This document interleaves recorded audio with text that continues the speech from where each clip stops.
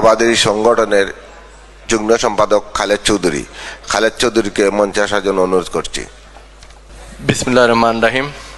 মাহবুব আলী খান স্মৃতি সংসদ কর্তৃক আয়োজিত মাহবুব আলী খানের 41তম মৃত্যুবার্ষিকী উপলক্ষে আলোচনা ও দোয়া মাহফিলে উপস্থিত হয়েছেন বিএনপির ভারপ্রাপ্ত চেয়ারম্যান জনাব তারেক রহমান, উপস্থিত হয়েছেন বোন ডক্টর জুবাইদা রহমান সহ কমিউনিটির নেতৃবৃন্দ। আজকের এই আলোচনা সভা ও দোয়া মাহফিলে আপনারা উপস্থিত হওয়ার জন্য মাহবুব আলী খান স্মৃতি সংসদের পক্ষ থেকে সকলকে কৃতজ্ঞতা ও ধন্যবাদ জানাচ্ছি। একটি কথা বলবো, আমাদের মাহবুব আলী খান সাহেব একজন গুণী লোক ছিলেন।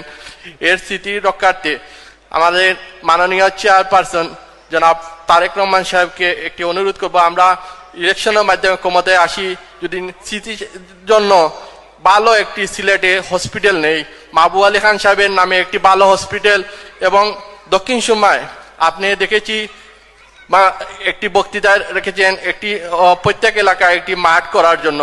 আমরা আশা করব আমাদের দক্ষিণ সুরমায় একটি মাহবুব আলী খান সাহেবের নামে স্টেডিয়াম হবে, এই আশা ব্যক্ত করে আমার বক্তৃতা। আসসালামু আলাইকুম।